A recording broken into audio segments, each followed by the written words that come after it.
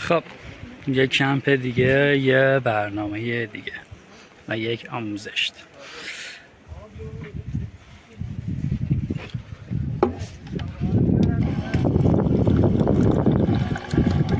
خب امروز میخوام در مورد سیستم تاسیسات تیو باهاتون صحبت کنم.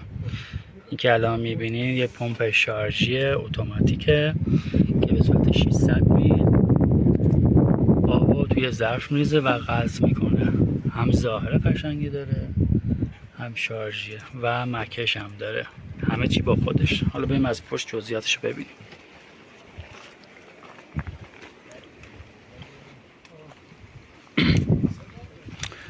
خب این پمپ با یه شیلنگ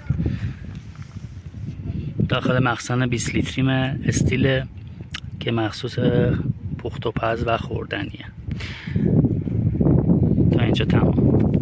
یه مخزن 30 لیتری دیگه دارم که با مبدل آب گرم میشه و این انتهاش 2 تا خروجی داره. یه خروجی برای که بتونه پمپ استفاده بشه، این بهش وصل میشه. این شیلنگ برای دستگاه تراشه که همه زاویه رو به خودش میگیره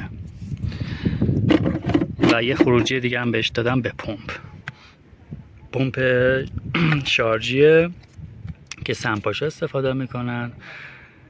3 لیتر بر دقیقه است. مصرفش هم 2 آمپره. 12 ولت هم هست، اتوماتیک هم هست که برای استفاده از دوش استفاده میکنم که اومده بالا، از اینجا اومده بیرون و یه سریع دوشی اینجا وصل شده.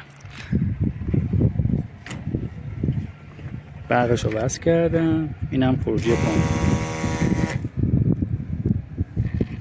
با این پمپ من دوش میگیرم تقریبا تا دمای 50-60 درجه، مشکلی نداره، خوب کار میکنه.